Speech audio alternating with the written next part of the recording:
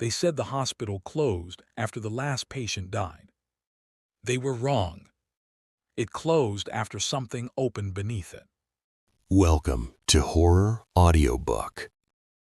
This is not a story about an abandoned hospital. It is a story about curiosity and the price it demands. When 5 urban explorers break into a condemned medical facility scheduled for demolition, they find something that doesn't exist on any blueprint: a staircase spiraling miles beneath the earth. No doors, no windows, no end. What waits below isn't a ghost, it isn't a monster. It is something older than the building, older than the city, and it has been waiting patiently for new visitors.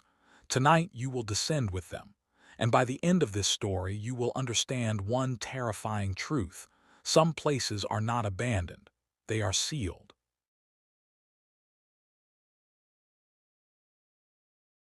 Chapter 1. They broke into the wrong building. The fence had already been cut before they arrived. It swayed slightly in the wind, metal teeth bent outward, as if something inside had tried to push its way through long ago and failed. Saint Alderic Hospital stood beyond it, a blackened ribcage of concrete and glass against the night sky. 11 stories, hundreds of windows, most shattered, some boarded, all of them dark. "It's just a building," Marcus said, ducking through the opening in the chain link. He said it the way he always did, calm, dismissive, a ritual phrase. He'd broken into textile mills, abandoned prisons, drained swimming arenas, even a decommissioned missile silo once. Buildings were bones, concrete and rust, stories layered in dust, nothing more. Behind him, Lena hesitated only long enough to glance back at the empty road. No headlights, no movement, just the hum of distant power lines. "It's just a building," she echoed, softer. There were 5 of them that night. Marcus, the unofficial leader, steady hands, steady voice. Lena, documentarian, camera already recording in low-light mode. Dev, architecture graduate, obsessed with structural anomalies.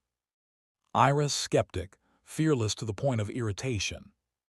And Tamaz, newest member, thrill-seeker masking nerves with sarcasm. Saint Alderic had closed in 1998 after a boiler explosion in the lower mechanical floors. Officially, that was the reason. Unofficially, the rumors were more interesting. Patients transferred in the night, staff resignations without notice, entire wings sealed off months before the explosion. And always the same whisper threaded through urban legend forums. The hospital wasn't finished underground. Marcus pushed open the warped front doors. The hinges groaned in protest. The smell met them first, old antiseptic soaked into concrete, mold threading through damp drywall, and something faintly metallic beneath it all. The lobby ceiling had partially collapsed. Moonlight spilled through a jagged opening overhead, illuminating overturned wheelchairs and a receptionist desk left mid-evacuation. Dust hung thick, disturbed only by their footsteps. "It's just a building," Marcus repeated, louder now, as if the space needed reminding. Their boots echoed across cracked tile. The sound traveled too far. Lena's camera swept slowly across the lobby. A mural on the far wall depicted a sunrise over rolling hills, chipped, peeling. Beneath it, the hospital motto barely visible: "We descend to heal." Dev paused. "That's an odd phrase," he muttered. Iris shrugged. "Doctors go into the body, it's metaphorical." Tamaz smirked. Or maybe they just liked dramatic slogans. They moved deeper. The hallway beyond the lobby narrowed abruptly, architecture shifting from spacious to claustrophobic without warning. Fluorescent light fixtures dangled like broken teeth from the ceiling. Paint peeled in vertical strips, exposing concrete underneath. "Blueprints said this wing was renovated in '86, Dev said, checking his tablet. He downloaded archived city schematics earlier that week. Layout should be symmetrical. It was. The left corridor stretched longer than its mirrored counterpart, by at least 20 feet. That normal? Lena asked. Dev frowned. No. They reached a nurse's station halfway down the hall. Filing cabinets lay open, drawers pulled out and emptied. Iris crouched, running a gloved hand through scattered paperwork. Patient log stopped mid-month, she said. April 1998, then nothing. Boiler explosion was in June, Tamaz replied. Silence. Marcus stepped past them. Records get moved, it's just a building. But his voice had thinned slightly. They continued toward the stairwell marked authorized personnel only. The door resisted at first, swollen wood grinding against the frame, then gave way. Inside, the air shifted. Cooler, thinner. The stairwell descended in tight concrete spirals, emergency lights lining the walls, surprisingly intact. No graffiti, no debris, no nests of insulation or trash. Strange this isn't trashed, Lena whispered. It's just a building, Marcus said automatically. But Dev wasn't listening. He was staring at the wall. Look at this. He ran his fingers along the concrete, smooth, almost polished. This doesn't match upper floors, different aggregate mix. This was poured separately. Renovation, Iris suggested. Maybe, Dev said slowly, but it's not on the city archive plans. They descended one level. Then another. The second landing held a heavy steel door marked sub-basement, mechanical. A thick chain had once secured it. The chain now lay snapped on the floor.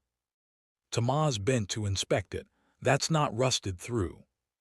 No, Marcus agreed quietly. The door creaked open with a long, hollow sigh. Beyond it stretched a corridor narrower than any above. Concrete walls, low ceiling, exposed piping running like veins overhead. Their footsteps echoed differently here, muffled, swallowed almost immediately. Halfway down the hall, they found it. A maintenance door. Unmarked, no signage, no handle, only a horizontal push bar. Dev's face had gone pale. That's not here, he said. What do you mean? Lena asked. It's not on any blueprint, not old ones, not revised ones. This section ends 10 feet back. Tamaz laughed nervously. So, secret bonus level. Marcus stepped forward. He pressed the push bar. The door swung inward.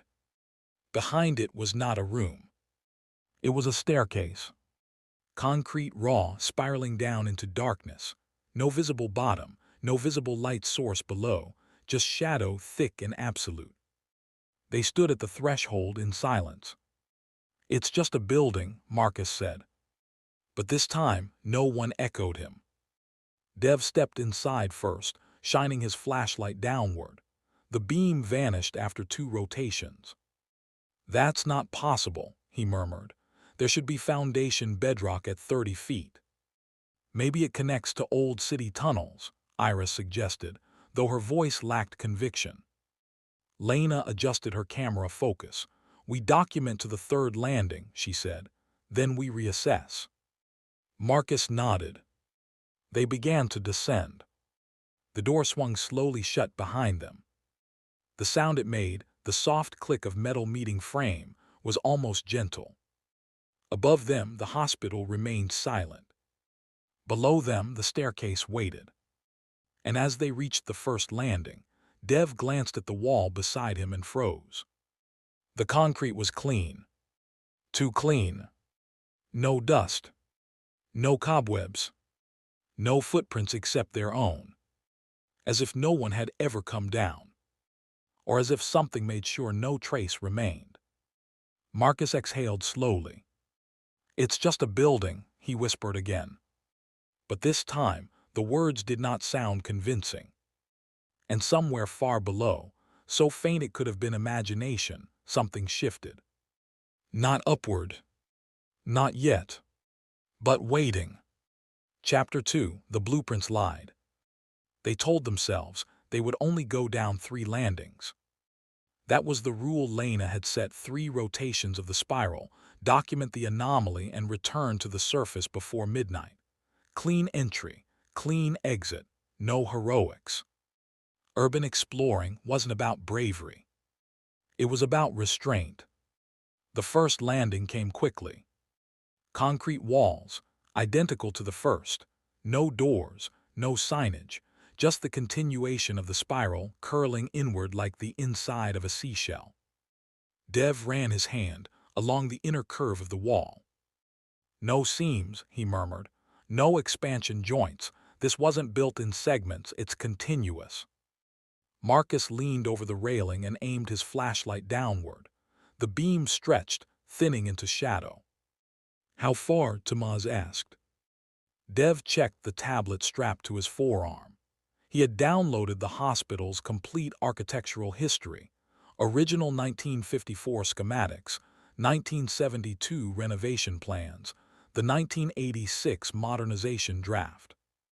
"There is no staircase here," Dev said flatly. "Not in any version." Iris exhaled through her nose. "Then it was built illegally." "By who?" Lena asked. "And why hide it?" No one answered. They descended to the second landing. The air shifted again. Not colder. Thinner. As if the oxygen had been slightly diluted with something else, something stale and unmoving. Lena swallowed. "You smell that?" It wasn't rot, it wasn't mold. It was sterile. Like a room that had once been scrubbed obsessively clean, and then sealed. Dev crouched, examining the floor. "No dust accumulation pattern," he said. "Every abandoned building has it. Even sealed spaces collect particulate from air exchange. This." He stopped. "This looks maintained." Marcus forced a short laugh. "By ghosts with brooms." Dev didn't smile. "If it wasn't built," he said slowly, "who poured the concrete?" The phrase hung there. If it wasn't built, who poured the concrete? They moved again. The third landing took longer to reach. The spiral seemed subtly wider now. The outer wall bowed outward by inches, not enough to notice unless you were measuring. Dev was measuring. He extended a compact laser tool, scanning the diameter. "It's expanding," he whispered. "By how much?" Iris asked. 4 centimeters since the first landing." "That's nothing," Tamaz said quickly. "In architecture," Dev replied, not looking up, "that's impossible." Lena's camera whirred softly as she filmed the wall. "No cracks," she said, "no stress fractures." Marcus checked his watch. They had been descending 7 minutes. "That's 3 landings," he said firmly. "We turn back." No one argued. They turned. And froze. Above them, the spiral climbed into shadow. The flashlight beams cut upward, catching concrete, railing, wall. But the first landing was no longer visible. "That's not right," Iris said immediately. "It's just the angle," Tamaz insisted. "Spiral distortion." Marcus began climbing. 10 steps. 20. 30. The third landing should have been 15 steps above. It wasn't there. Dev's breathing grew shallow. "Count," he said. They counted together as they climbed. 42 steps. 43. 44. At 50, Lena stopped. "Marcus." He looked down at her. "We've climbed more than we descended." Silence pressed inward. Marcus forced a grin that didn't reach his eyes. Adrenaline messes with perception. He climbed faster. The stairwell continued upward, identical, featureless, endless. No door. No sub-basement corridor. Just more spiral. "It's just a building," he said, but this time it sounded like he was asking the staircase to agree. Dev's voice was shaking now. "If it wasn't built, who poured the concrete?" They climbed another 2 minutes before Marcus stopped abruptly. He was staring at the wall. "Guys." Scratched into the concrete beside him were marks. 5 vertical lines, crossed by a 6th. "Tally marks." Below them, another set. And another. And another. Stacked downward along the wall, fading into darkness. Those weren't here before, Lena whispered. No, Dev agreed, they were. Tamaz reached out to touch one. The scratch was fresh. Concrete dust still clung to the groove, as if carved recently. Maybe other explorers found this, Iris offered. Marcus shook his head slowly.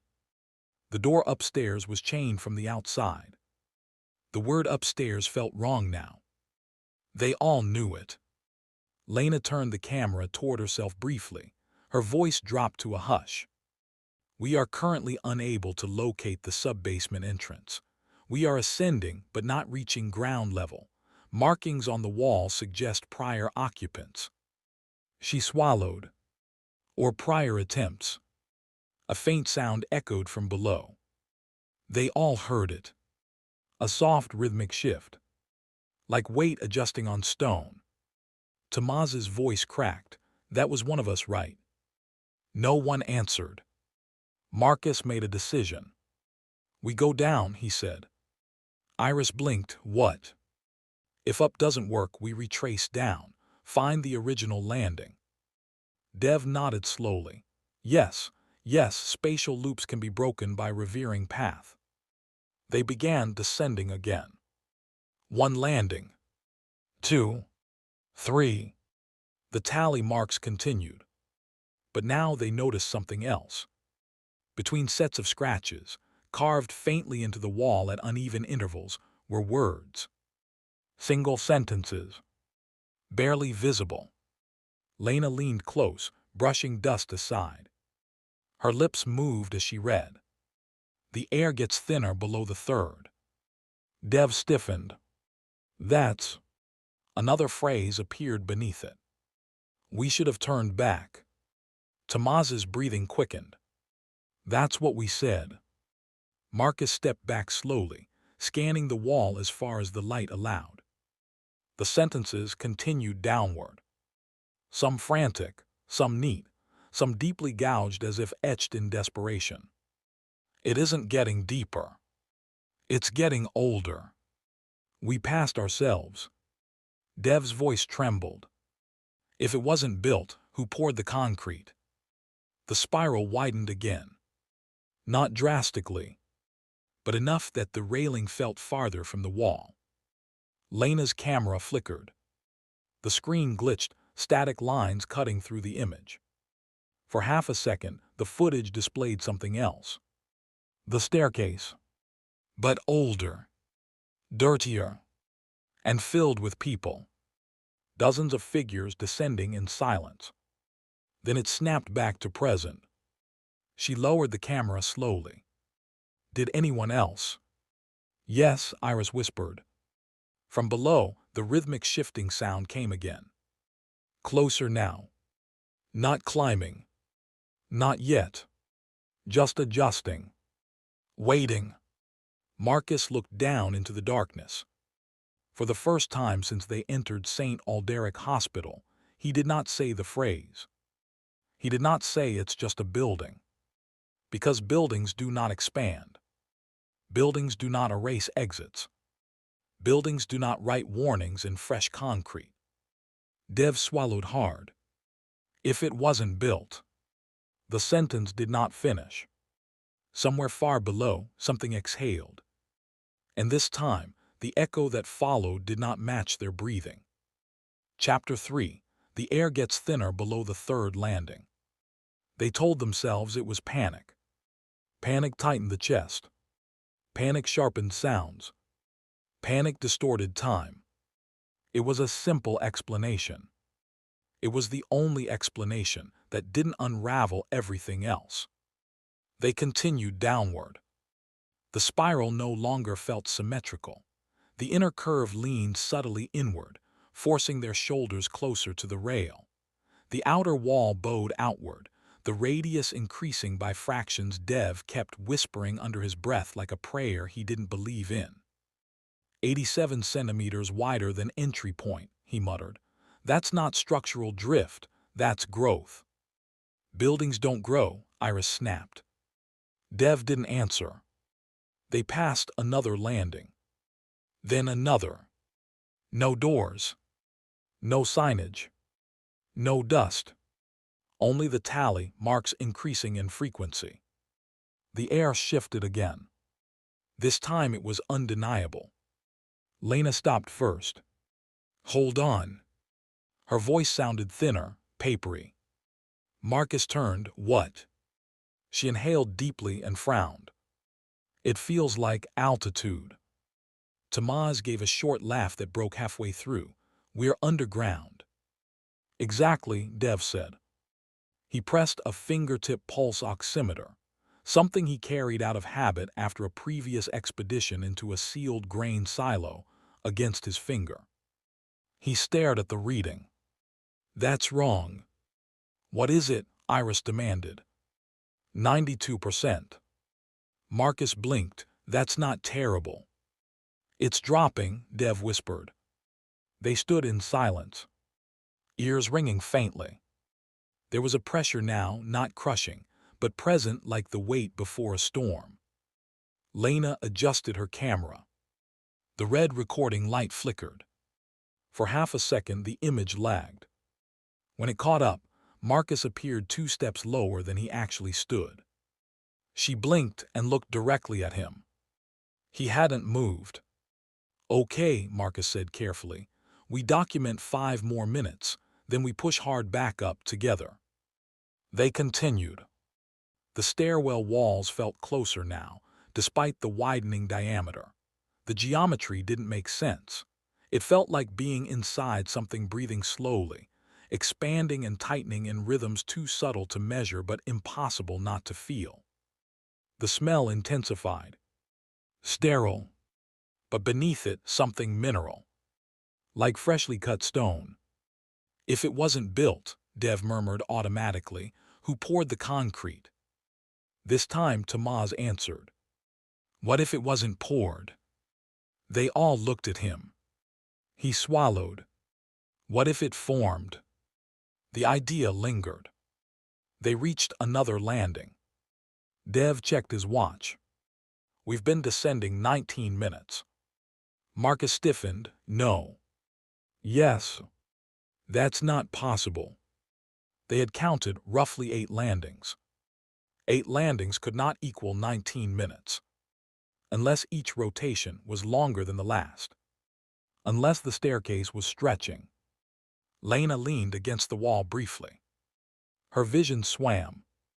Black dots pulsed at the edges.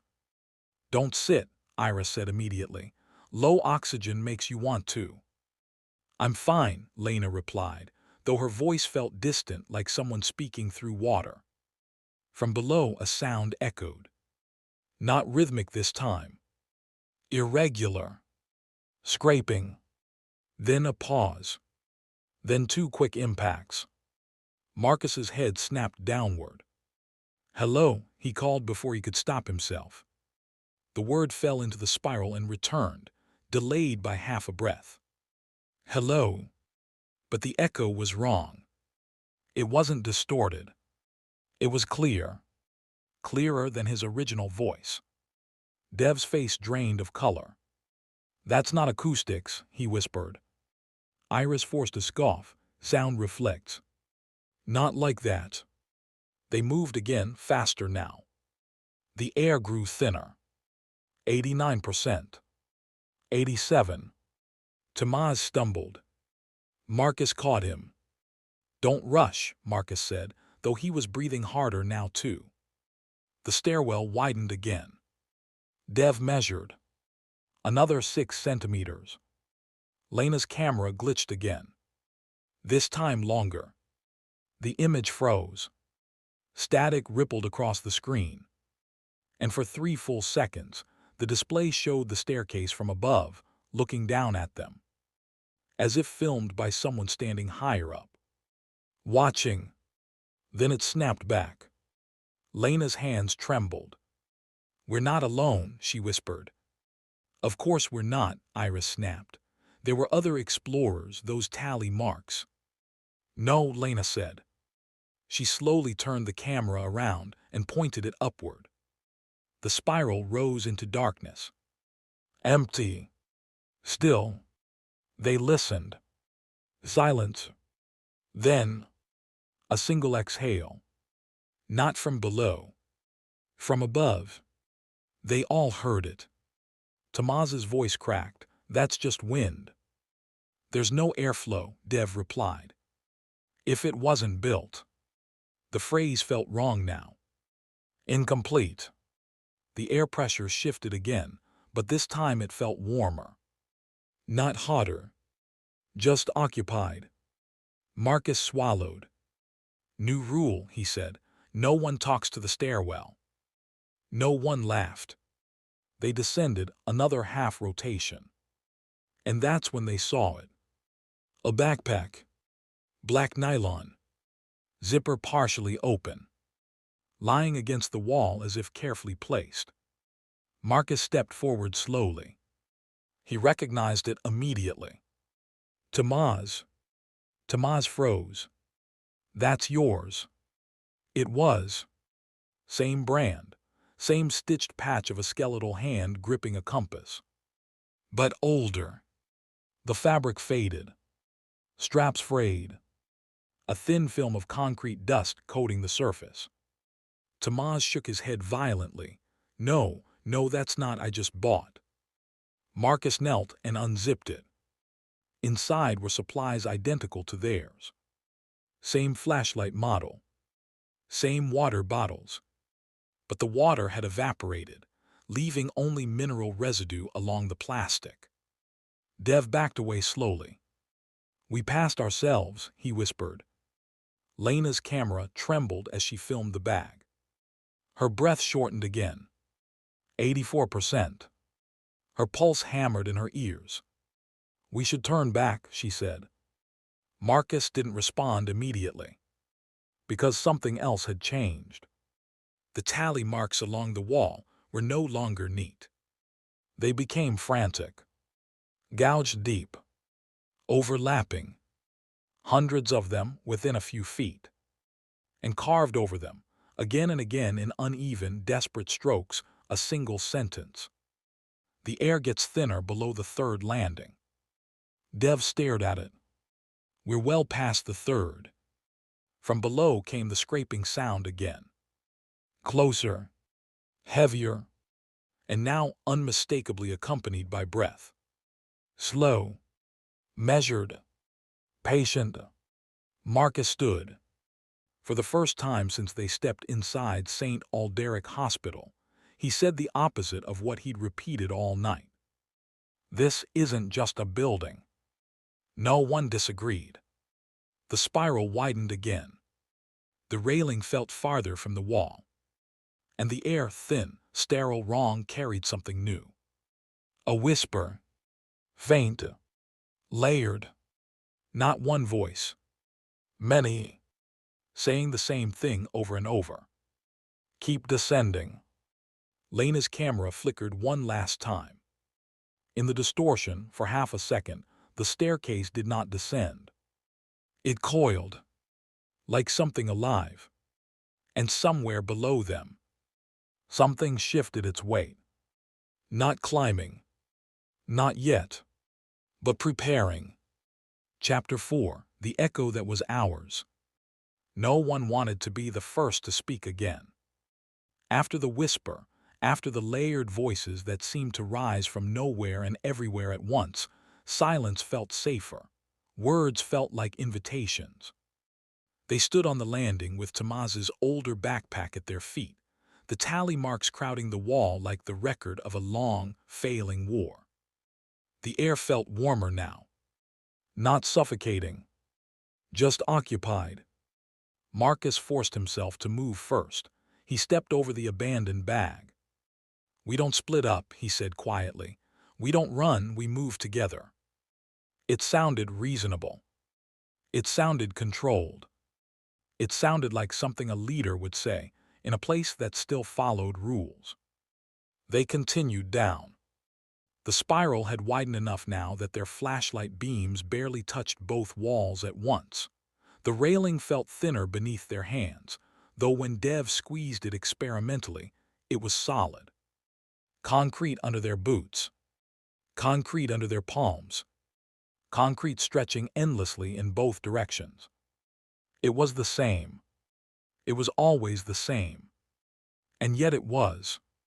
Halfway to the next landing, Iris stopped abruptly. "Wait." They froze. "What?" Marcus whispered. "Listen." At first there was nothing. Then, footsteps. Soft. Measured. Coming from below. One step. Pause. Another step. Pause. The rhythm matched theirs. Dev swallowed. That's just the echo. The next sound came before any of them moved. A step. Pause. A step. Exactly mirroring their stillness. Tamaz let out a nervous breath, and the stairwell answered. A breath came back. Not delayed. Not distorted. Perfectly timed. As if someone had inhaled with him. Lena's camera trembled slightly. That's not how sound works. Marcus forced himself to test it. He lifted his boot and stomped once, hard against the concrete. The impact rang out sharply. Before the echo could return, a second stomp answered. From below. Identical in force. Identical in tone. Iris's composure cracked. There's someone down there. No, Dev whispered. Because the second stomp had not traveled upward. It had arrived at the same time. Not after. Marcus stared into the darkness beneath them. "Hello," he called again, unable to stop himself. And this time, the response came before his mouth fully closed. "Hello." It was his voice. Exact. Inflection and all. But the word overlapped his own, slightly out of phase, as if two identical recordings had been played together but misaligned by a fraction of a second. Tamaz backed into the wall. "That's not an echo," he said. The stairwell remained still.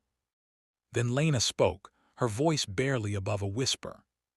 "Say something none of us have said before." Marcus hesitated.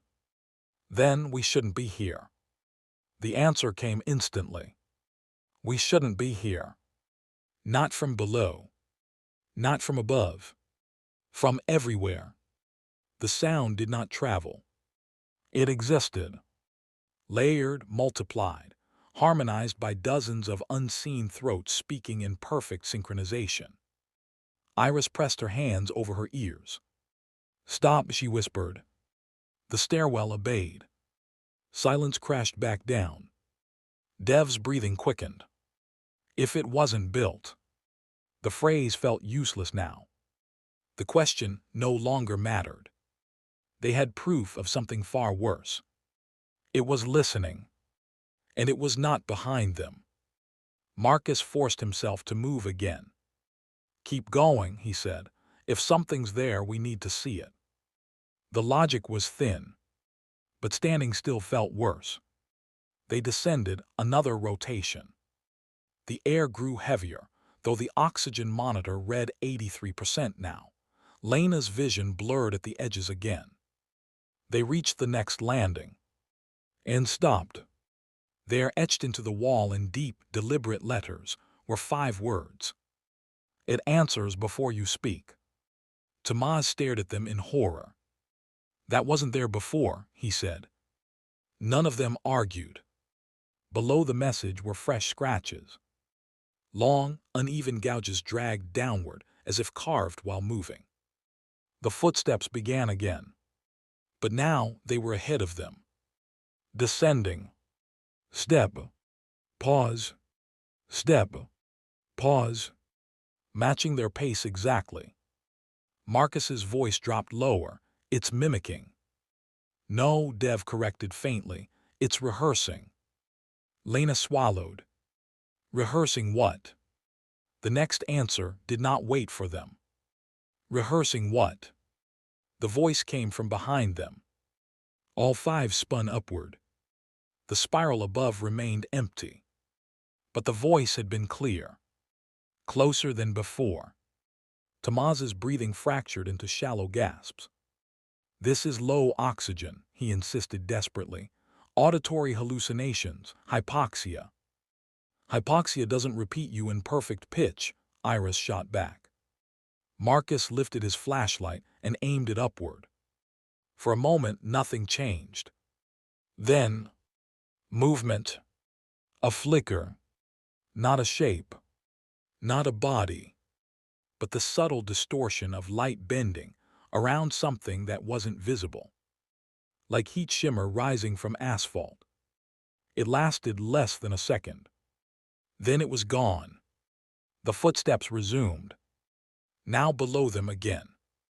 The mimicry had grown bolder. Lena tested it one more time. She whispered, "Turn around." Silence. Then, "Turn around." But this time, the voice did not match her tone. It was softer, lower, and unmistakably amused. Dev backed into Marcus. "It's learning," he whispered. As if in agreement, the stairwell shifted. The concrete beneath their boots trembled faintly. Not an earthquake. Not structural collapse. A flex. Like muscle under skin. Iris felt it too. "That wasn't real," she breathed. Marcus didn't answer. Because something else had changed. The tally marks were gone. The wall was smooth again. Every scratch erased. Every warning removed. As if nothing had ever been carved there at all. Lena's camera flickered. And this time, when the image stabilized, there were 6 figures in frame. 5 standing on the landing. And 1 halfway down the next rotation below them. Facing upward. Still. Waiting. The screen glitched again. The 6th figure vanished. Lena slowly lowered the camera. Her lips parted, but she didn't speak. Because she knew now. It would answer. From below came a new sound. Not footsteps. Not breath. A single slow clap. Then another. Applause. Measured. Patient. Encouraging. Marcus's voice barely formed the words. "It's not chasing us." No. It was. It was packing them. Matching them. Learning them. And somewhere in the spiral beneath their feet, something cleared its throat. Preparing to speak first. Chapter 5. The stairwell is getting wider. The applause stopped as suddenly as it had begun. The silence that followed felt staged. Deliberate. Like a performer waiting for the audience to settle. No one moved. No one spoke. Because now they understood the rule. It answers before you speak. Marcus raised one finger slowly to his lips, not because silence would save them, but because sound felt dangerous. They descended anyway. There was no vote. No discussion. Standing still felt like surrender. The spiral widened again within the next half rotation. This time the change was impossible to ignore. The outer wall had bowed outward so dramatically that the flashlight beams no longer reached its full curve. The stair treads themselves were broader, each step forcing them to adjust their stride. Dev extended his laser measure with shaking hands. "Diameter increased by nearly half a meter since entry point," he whispered. "That's not expansion, that's redesign." "Buildings don't redesign themselves," Iris muttered. Dev didn't respond. Because the inner wall was changing too. The concrete texture was no longer smooth. It had begun to ripple. Not visibly moving, but shaped in shallow vertical ridges, as though something had pressed from the other side and left impressions. Marcus ran his fingers along one ridge. It was warm. Not heated. Alive warm. He pulled his hand back immediately. Lena kept the camera steady, though her breathing had grown shallow again. 81%. The number blinked on Dev's device. That's below safe threshold for extended exertion, Dev murmured. Tomas gave a hollow laugh. Defined safe. The footsteps returned. But this time they did not mimic. They did not echo. They climbed. Slowly. From far below. Step. Pause. Step. Pause. Coming upward. The applause had been encouragement. This was approach. Marcus swallowed. It's just trying to scare us, he whispered, though he no longer believed that. The spiral widened further as they descended, but something else became clear. The stairs were flattening. The angle was decreasing. What had once been a steep emergency descent was gradually becoming a gentle slope. Dev noticed first. The incline ratio is changing, he said. Iris blinked. That doesn't make sense. No, he agreed, it doesn't.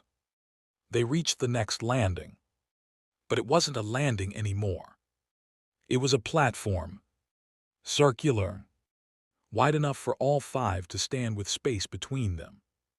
The railing ended here.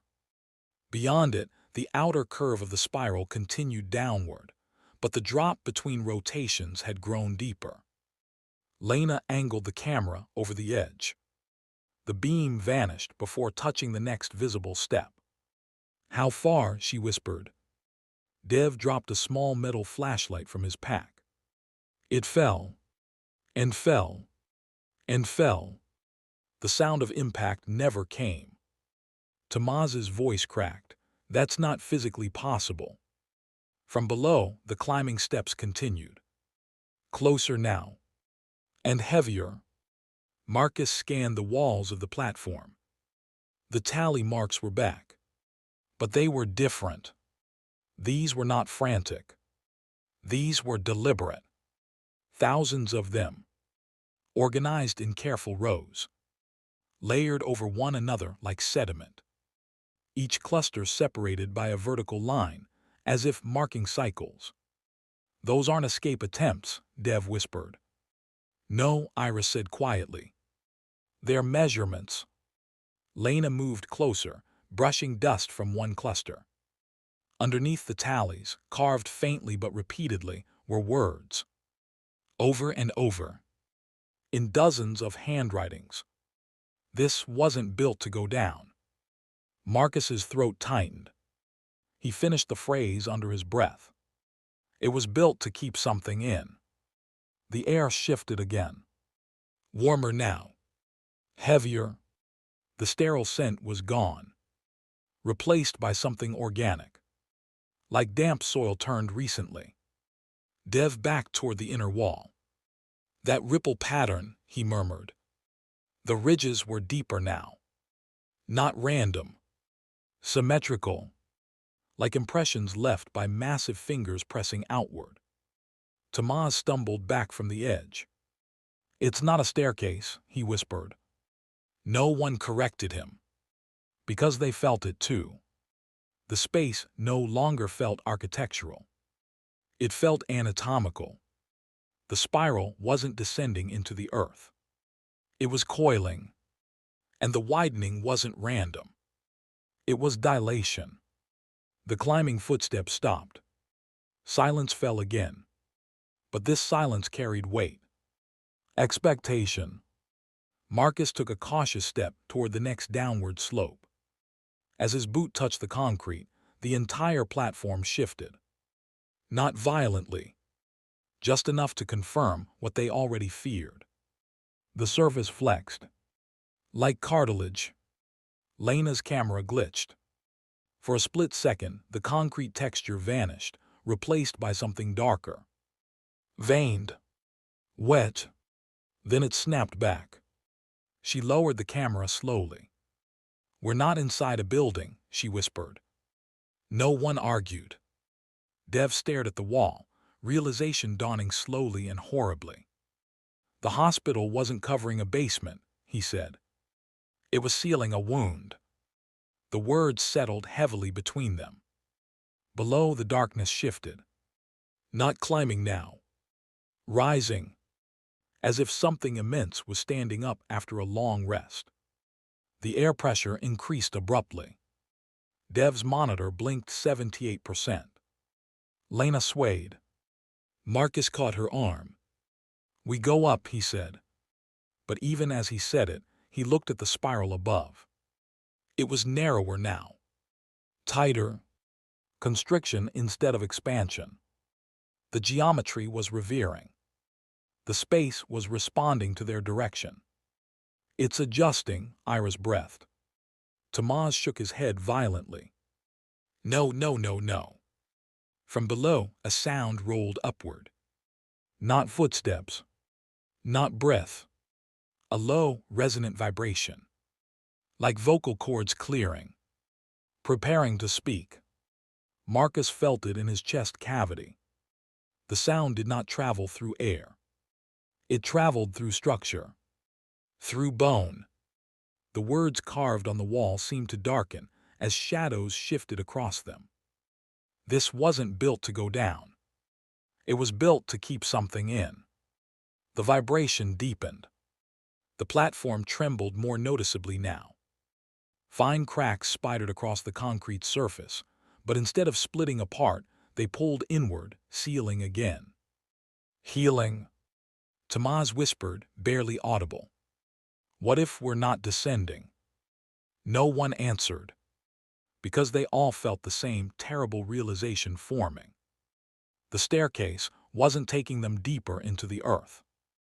It was bringing them closer to something waking up. The slope ahead darkened further. The blackness no longer felt empty. It felt filled. Marcus swallowed. "Move," he ordered. But before they could take another step, the inner wall beside them bulged outward. Just slightly. Then again. And again. Like something pressing from behind it. Testing. Learning the boundaries of its containment. Lena's camera flickered one last time. In the distortion, the spiral was no longer concrete. It was a throat. And they were standing on its tongue. Then the image corrected. Concrete. Railings. Platform. But the warmth remained. The vibration grew stronger. And from somewhere directly below them, a voice began forming. Not mimicking. Not echoing. Original. And patient. Chapter 6. We passed ourselves on the way down. The voice did not speak. Not yet. It hovered at the edge of sound, a resonance without language, a vibration that settled into their bones and stayed there. Marcus made the decision without announcing it. They moved. Down.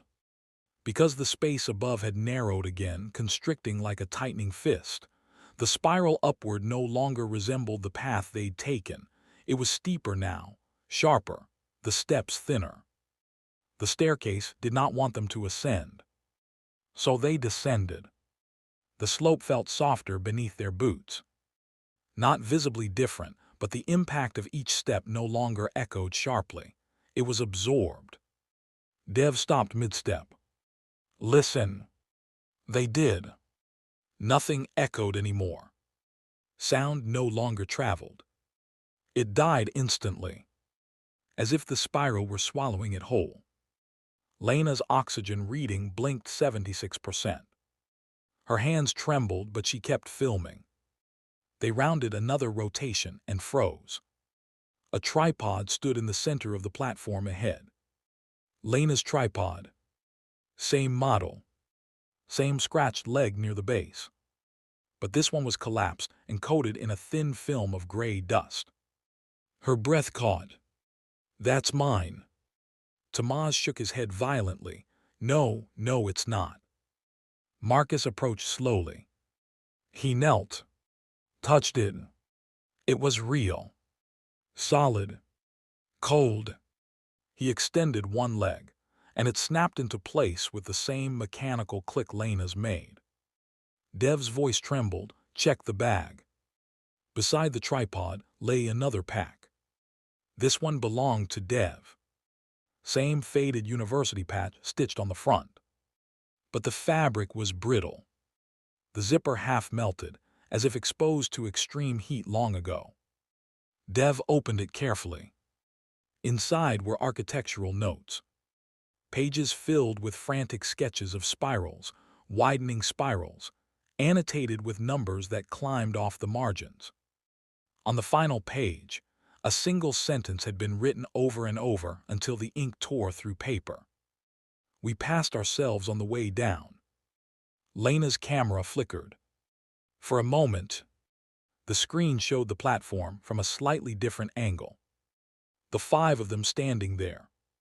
But thinner, gaunter, clothes torn, eyes hollow. Then the image snapped back. Iris stepped backward slowly. "This isn't time," she whispered. "It's repetition." Marcus felt it too. The sense of a loop. Not circular. Layered. As if versions of them had descended before and left fragments behind. Tamaz staggered away from the tripod.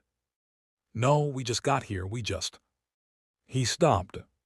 His eyes drifted to the wall. The tally marks had returned. But now they weren't arranged in rows. They formed shapes. 5 vertical clusters, separated by long horizontal lines. Cycles. Dev stepped closer. "There are 5 marks in each primary group," he said hoarsely. 5. The number lingered. 5 explorers. 5 clusters. Lena's voice broke the silence. "What if the tallies aren't counting days?" Marcus closed his eyes briefly. "They're counting attempts." The vibration from below deepened. The resonance strengthened, no longer distant. Close. Very close. The air temperature rose another degree. Not hot. Just internal. The inner wall rippled again. This time more dramatically. A long bulge slid along the curve like a muscle, contracting beneath skin. Tamaz let out a strangled laugh. "It's breathing." No one contradicted him. Marcus forced himself to focus. "Look for exits," he said. "Any deviation, any door." Dev scanned the wall carefully. Halfway along the platform, something caught his eye. A seam. Thin. Vertical. Almost invisible. He pressed against it. The concrete flexed slightly. Not cracked. Flexed. Like cartilage. Iris stepped forward and pushed harder. The seam widened a fraction. Behind it, darkness, but not the same as the spiral. This darkness felt thicker, heavier. Marcus leaned in. A faint smell drifted outward. Earth, and something metallic, like blood long dried. Lena angled her camera toward the opening. The screen glitched violently. Static overtook the image. And when it cleared, the seam was gone. The wall smooth again. Iris stumbled back. "It doesn't want us leaving sideways," she whispered. "No," Dev agreed faintly. "It wants us going down." The words from earlier echoed in Marcus's mind. This wasn't built to go down. It was built to keep something in. But now the thought shifted. Maybe it wasn't keeping something in. Maybe it was keeping something cycling. Tamaz began packing the platform. His breathing erratic. "This is oxygen deprivation," he muttered. "We're hallucinating shared patterns, group psychosis." Lena lifted her camera slowly and turned it toward him. On the screen, Tamaz was not alone. A second Tamaz stood directly behind him. Perfectly aligned, mimicking every movement half a second late. Then the second image stepped out of alignment. and smiled. The screen cut back to normal. Tomas turned slowly. There's nothing there. But his voice shook. Dev stared at the floor. The texture had changed. The concrete surface now bore faint grooves, curved, overlapping, like impressions left by enormous teeth. Marcus felt the vibration shift again. It wasn't rising now. It was spreading, as if something vast were unfurling beneath them. The footsteps returned, but not from below. From ahead, on the downward slope. Step. Pause. Step. Pause. Marcus's heart hammered. That's not us. No, Lena whispered. It's one of the others. The figure emerged slowly from the darkness below. At first, just a silhouette. Human-shaped. Descending toward them. Matching their earlier pace exactly. When it stepped into the edge of their flashlight beams, they saw its face. It was Marcus. Or something wearing Marcus's proportions. The posture slightly off. The eyes too reflective. The smile too wide. It stopped 3 steps below them, tilted its head, and spoke before Marcus could. It's just a building. The voice was perfect. Tone, inflection, everything. But layered beneath it were dozens of faint harmonics, echoes of prior versions. Marcus felt something inside him fracture. That's not me, he whispered. The thing's smile widened further. It lifted its foot and stepped upward. The vibration intensified. The spiral walls flexed in response. Dev's voice broke. We passed ourselves on the way down. The figure climbed another step. Not rushing. Not attacking. Just closing distance. Learning their proximity. Its mouth opened again. This time, the voice that came out was not Marcus's. It was Lena's. Then Dev's. Then all 5 of them speaking in perfect unison. Keep descending. The platform beneath their feet shifted again. And for the first time, the spiral did not feel like containment. It felt like digestion. Marcus backed up slowly. Move, he whispered. But there was nowhere to move that didn't lead deeper. The figure below them took another step upward. Patient, unhurried, certain, and somewhere within the vibrating walls of the widening spiral, something immense adjusted its position. Preparing. Chapter 7, There is no bottom. The thing wearing Marcus's face did not rush them. That was the worst part.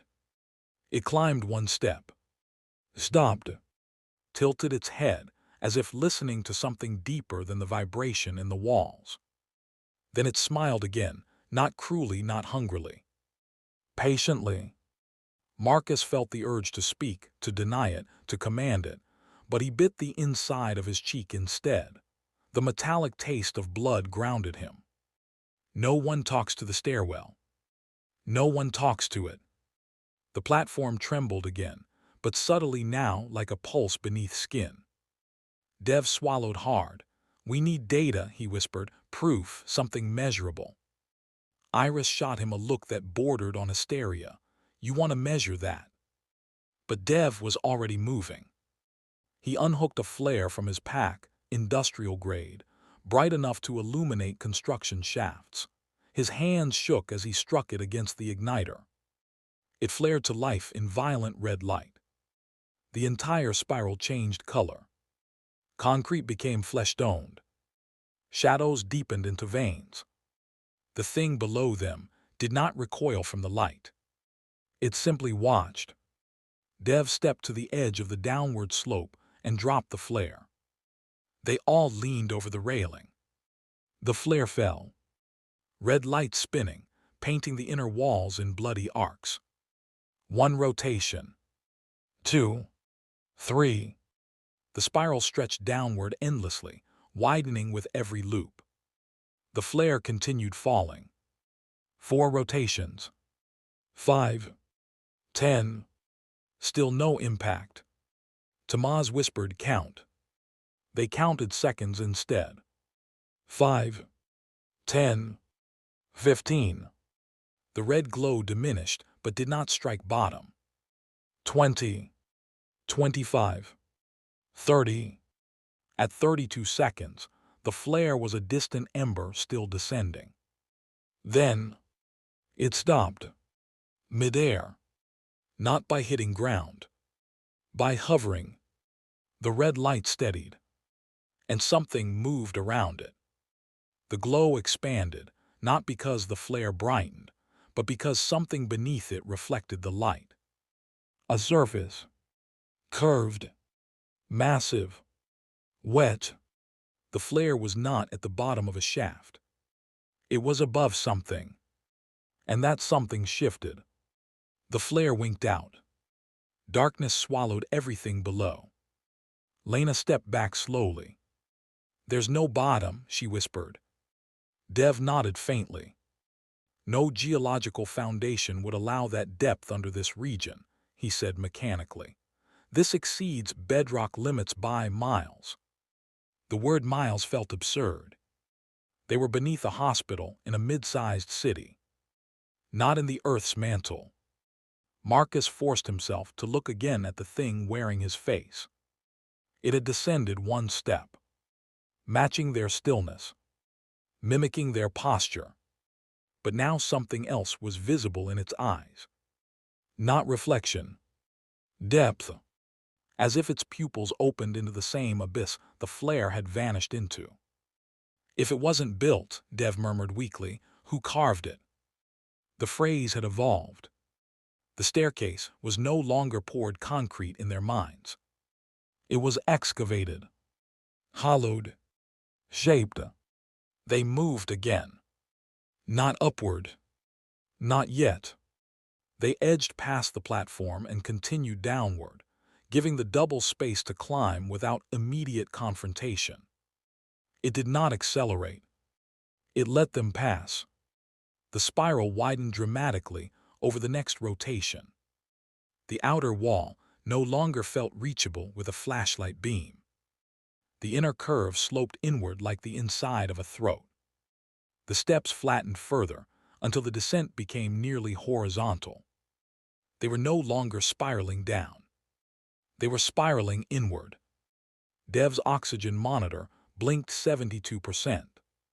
Lena swayed. Marcus steadied her again. "Stay awake," he whispered.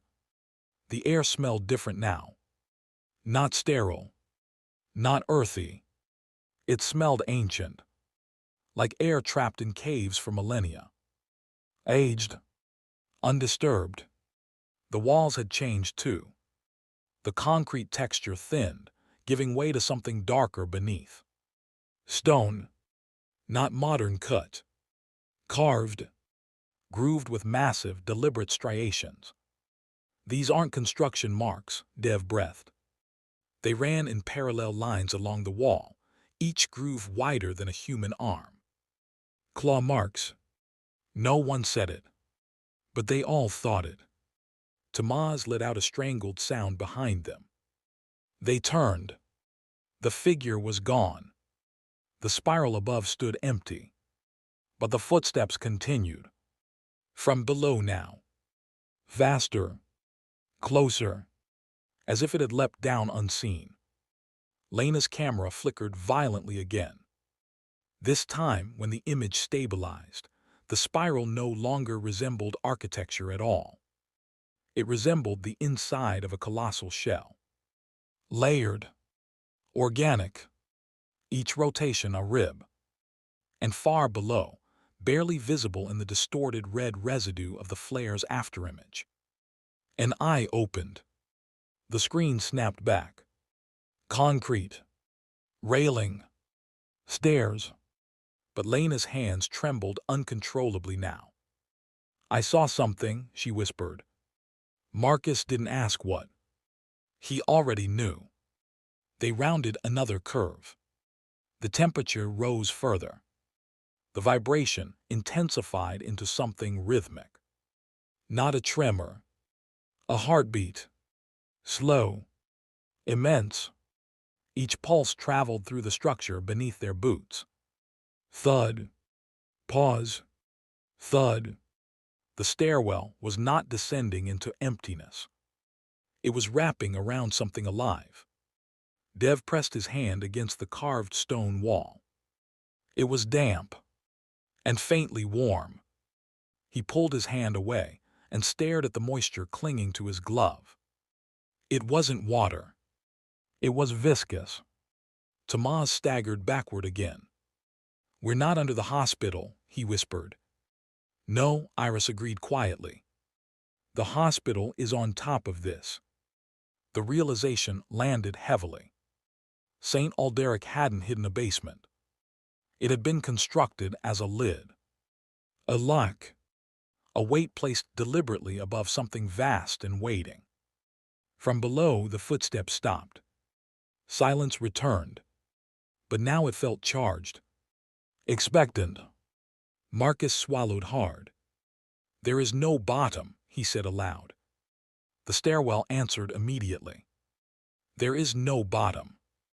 But this time, the voice did not mimic. It agreed. And then, from far below, beyond where the flare had vanished, a low rumble rolled upward. Not a roar. Not a growl. A sound like stone grinding against stone, as something massive shifted its position for the first time in a very long while. The heartbeat quickened. Slightly. Thud. Thud. Thud. Lena's camera flickered again. For a split second, the spiral had tightened fully.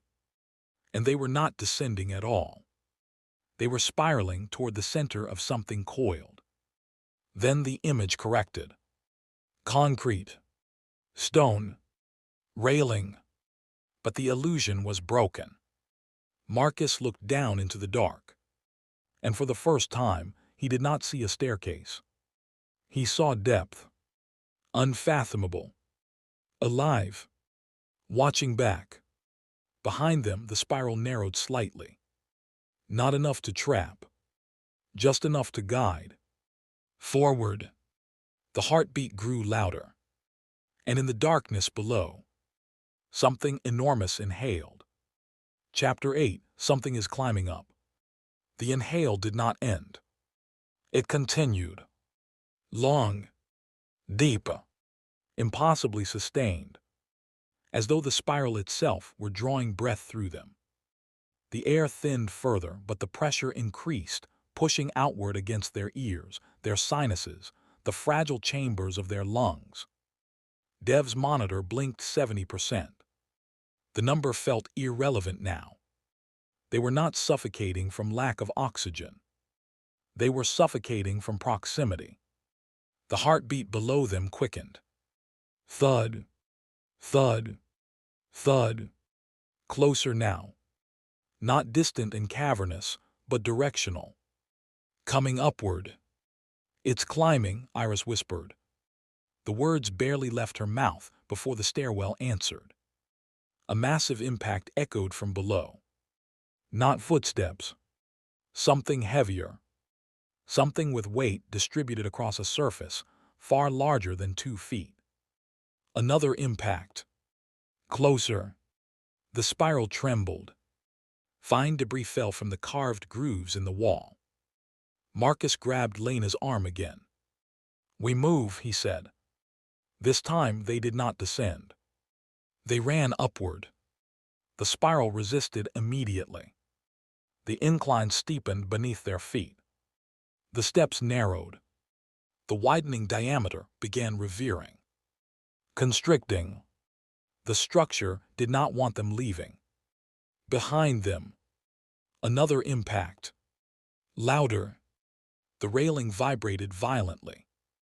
Tomas glanced back. His breath caught in his throat. In the darkness below, something enormous shifted. Not fully visible. Just a suggestion of scale. A curvature eclipsing the faint ambient light. And within it, motion, not fast, but purposeful. Dev stumbled as the stair steepened. Marcus hauled him upward. "Don't look back," he ordered. Lena did anyway. Her camera caught it. For half a second, the darkness parted enough for form to emerge. Not limbs, not a face, but layers, segmented ridges sliding over one another like overlapping plates. And between those plates, dozens of reflective surfaces. Eyes, opening in sequence. The image glitched violently. Static swallowed the frame. When it cleared, the spiral was empty again. But the impacts continued. Closer, faster. The heartbeat synchronized with their steps. Thud step, thud step, as if it were learning their rhythm. The inner wall bulged again, but this time in long, sweeping arcs that followed them as they climbed. Like something pressing upward along the spiral's interior. Marcus felt it beneath his boots now. A subtle rise, as if the entire structure were being lifted from below. "It's not chasing," Dev gasped. "It's rising." Another impact. The vibration cracked something overhead. A fragment of concrete fell from above and shattered near Tomas's feet. The spiral above tightened further. The exit felt impossibly far. Lena's oxygen reading blinked 68%. Her vision tunneled, dark edges closing in. She stumbled. Iris caught her this time. "Stay with us," Iris whispered. Behind them, the impacts grew rhythmic.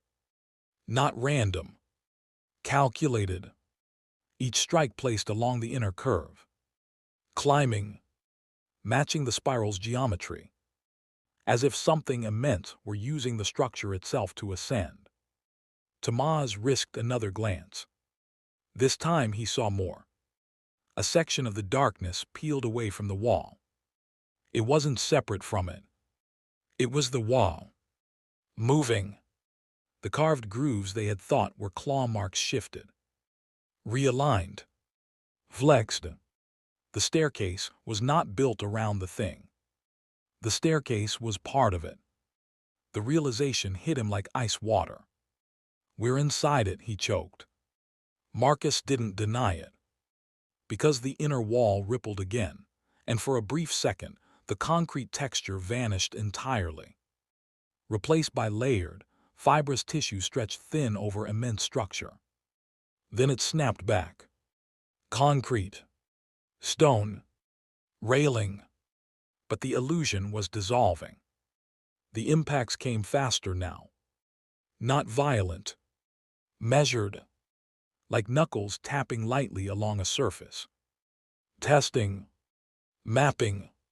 The voice returned. Not from one direction. From everywhere.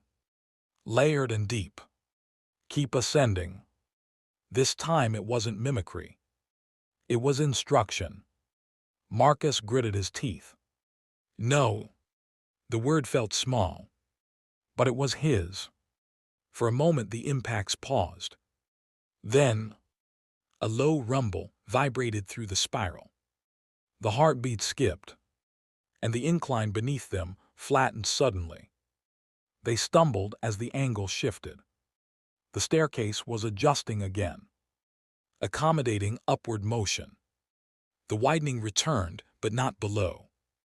Above, the spiral opened like a throat preparing to swallow. Dev's voice cracked. "It's not stopping us." Iris understood before he finished. "It wants us closer to the top. The hospital. The lock. The lid." If the structure was rising, it wasn't trying to consume them down here. It was using them. Using their ascent, their movement, their weight, to reach the surface. Another impact. This one so powerful the railing bent inward. Metal shrieked. The darkness below surged upward by an entire rotation. Marcus felt heat now radiating from beneath. Not burning. Internal. Biological. Tomas screamed. He couldn't help it. The sound tore from his throat raw and desperate. The stairwell answered instantly. A scream returned. But not singular.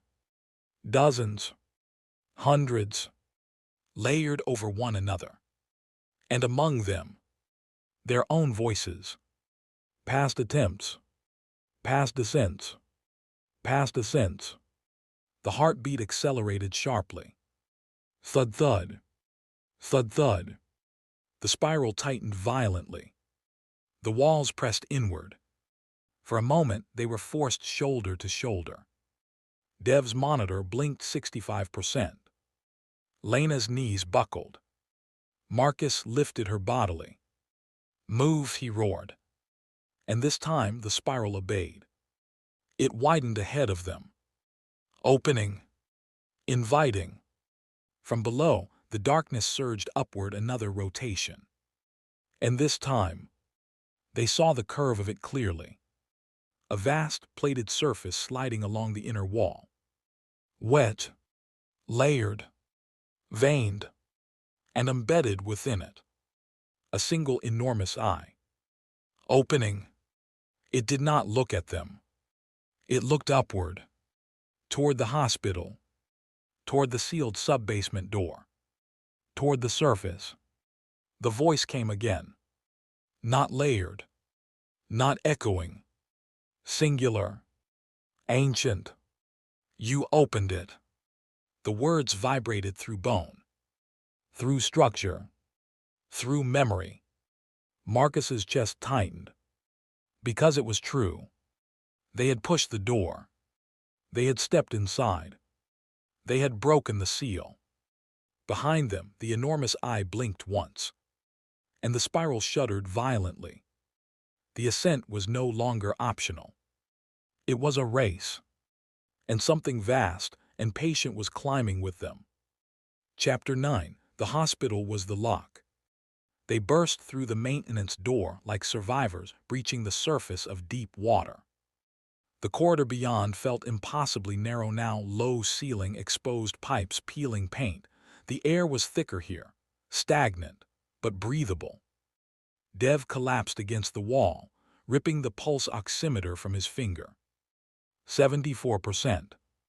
Climbing. Not because the air was improving. Because whatever lay beneath was no longer drawing breath through them. Marcus slammed the maintenance door shut. For one brief, fragile second, there was silence. Then, the door bulged inward. All five staggered back. The steel rippled, as if struck from the other side by a massive palm. Not pounding. Pressing. Testing. Tomas let out a hoarse sob laugh. It followed. No, Dev said weakly, staring at the doorframe. It didn't follow. He looked up the corridor. Toward the sub-basement junction.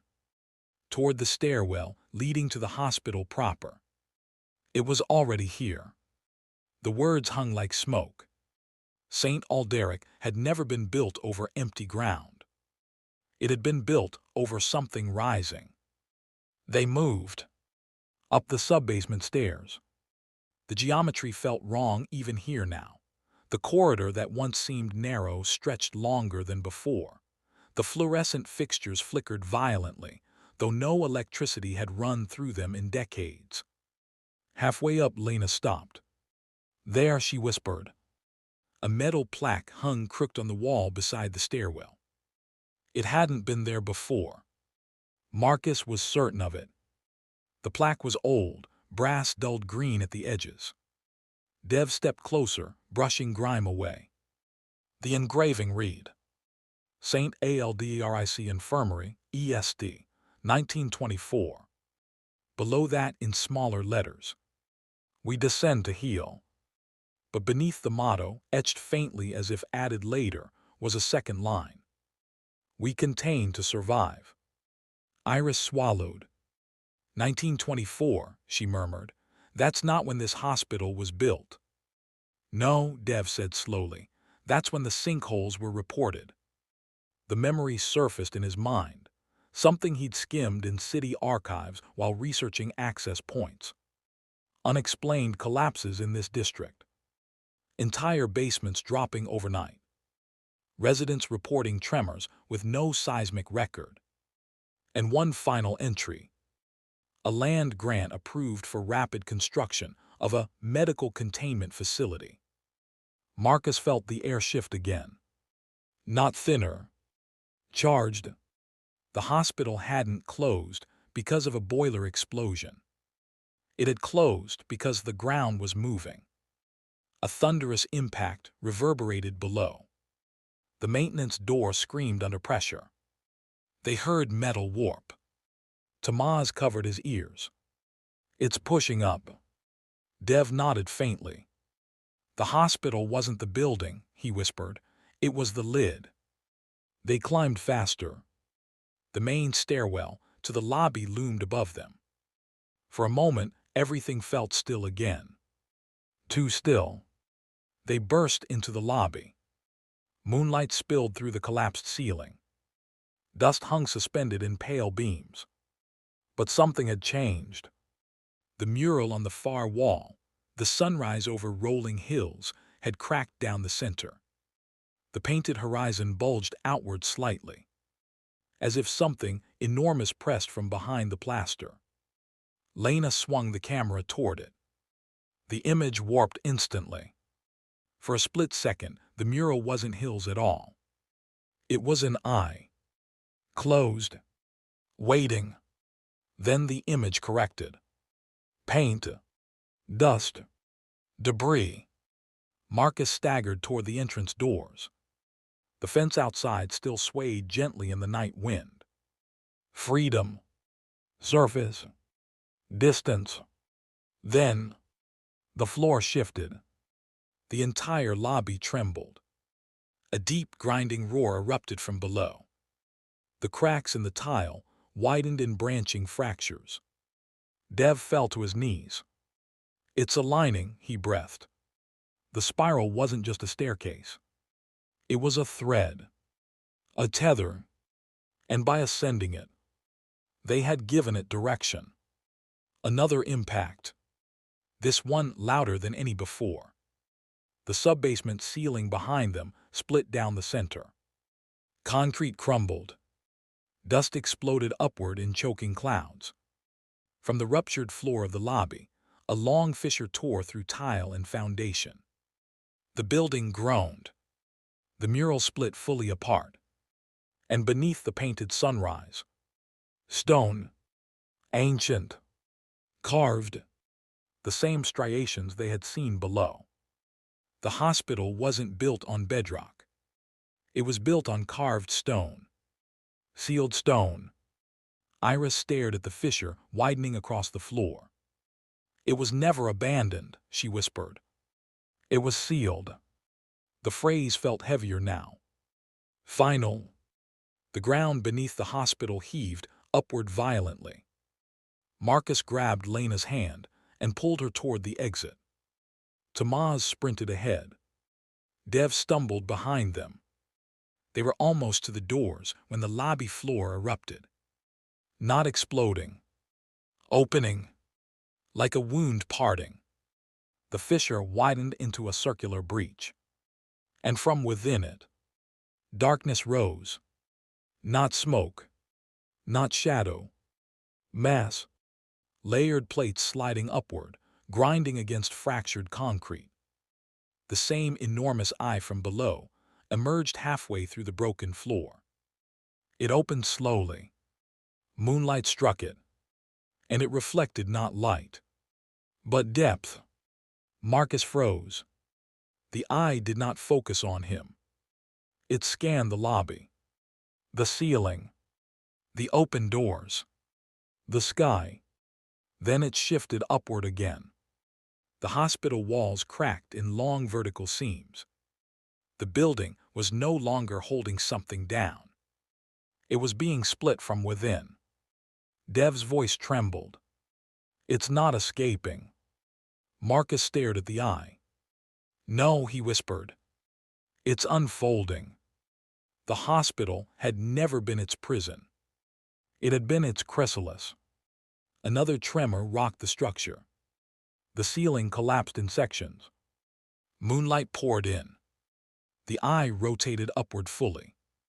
And beneath it, more plates, more surface.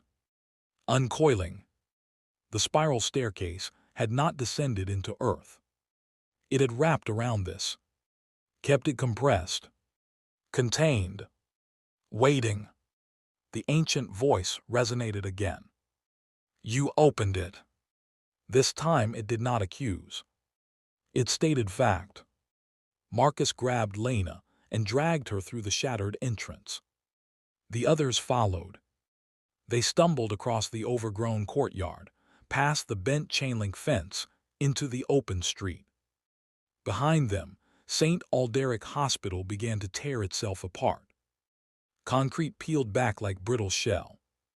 Steel beams twisted as if softened by heat. And rising from the center, a curvature far too large to comprehend. The eye blinked once in the moonlight. Not at them. At the sky, as if reacquainting itself with something it had not seen in centuries. The hospital collapsed fully inward. Not outward. Inward. Swallowed by the expanding mass. The lid had been removed. The lock had been broken. And something patient, something ancient, was finally standing up. Marcus felt the ground tremble beneath his feet. Not violently. Just enough to remind him. The spiral had never ended. It had only changed direction. Chapter 10. Only one of us made it back. By morning, there was no hospital. There was no rubble. No emergency crews. No crater. No sign that Saint Alderic had ever existed. The lot stood empty beneath pale sunlight, weeds bending gently in the wind as if nothing had disturbed them in decades. No dust in the air. No broken concrete. No fissure splitting the earth. Just an abandoned plot fenced off by rusted chain link. Uncut. Untouched. Marcus stood alone across the street, hands shaking. He remembered running. He remembered the building peeling inward like a husk. He remembered the eye lifting toward the sky. But the street was calm now. Silent. Cars passed normally at the intersection 2 blocks away. A dog barked somewhere in the distance. No one else stood beside him. No Lena with her camera. No Dev clutching his monitor. No Iris muttering rationalizations. No Tamaz laughing too loudly to hide fear. Just Marcus. He looked down at his hands. Dust coated his palms. Gray. Fine. Concrete dust. Proof. He turned slowly toward the lot again. The weeds shifted. For a second, just a second, he thought he saw curvature beneath the soil. A subtle swell. Then it flattened. Gone. A car horn snapped him out of it. A woman leaned from her window, frowning. Are you okay? Marcus blinked. What? You're standing in the road. He looked down. He had drifted forward without realizing. The woman glanced toward the empty lot. You shouldn't loiter there, she added casually. They sealed that property years ago. Sealed? The word scraped along his spine. Sealed, he repeated. Yeah, she shrugged, after the demolition permit was denied. Demolition. Marcus's breath caught.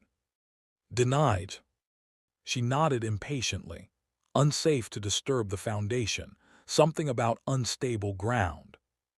She drove off before he could ask more. Marcus turned back to the lot. The fence. The weeds. The nothing. He reached into his pocket slowly. His fingers brushed against something hard. He pulled it out. Lena's camera. The casing cracked along one edge. The screen dark. But real. Very real. He stared at it. He remembered her holding it. He remembered it glitching, showing the spiral as something else. He pressed the power button. Nothing. Dead. Of course it was dead. His heart pounded as he turned it over. The SD card slot was slightly open. He slid the card out. Proof, he thought. Evidence. He stumbled back to his car, parked 2 blocks away. His movements felt mechanical. Detached. Like someone acting out memory. Inside the car, he inserted the SD card into his laptop. The screen flickered. A single file appeared. Not dozens. Not hours of footage. One file. Time-stamped the previous night. He clicked it. The video began in the hospital lobby. 5 of them standing beneath the cracked mural. Laughing. Joking. It's just a building, he heard himself say. The audio was clean. Stable.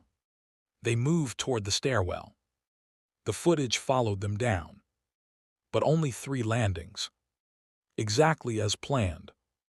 At the 3rd landing, Marcus in the video turned toward Lena's camera. Okay, he said lightly. We got our shots, let's head back. They ascended. The sub-basement door closed behind them. The video ended. No widening spiral. No tally marks. No mimic. No flare falling into endless depth. Just a short, uneventful exploration. Marcus stared at the screen. That wasn't what happened. That wasn't. The screen flickered. For a split second, a second layer of footage bled through. The spiral widening. The platform. The eye.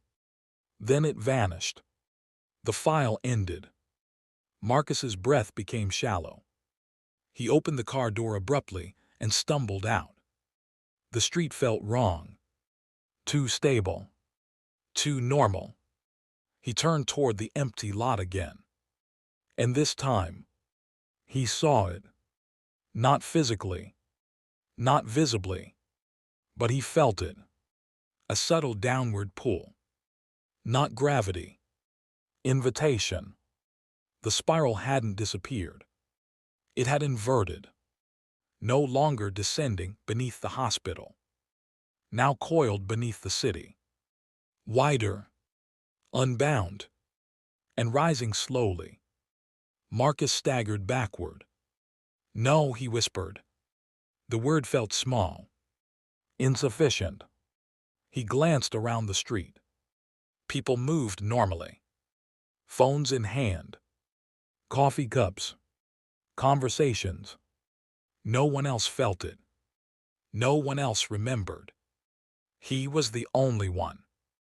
The only one who had made it back. The only one it had allowed to remember. Because someone had to. His phone buzzed in his pocket. The sudden vibration made him flinch violently. He pulled it out. Unknown number. No caller ID. He stared at it. It continued buzzing. Against his better judgment, he answered. Silence. Then, breathing. Slow. Measured. Familiar. Marcus's chest tightened. He didn't speak. He wouldn't.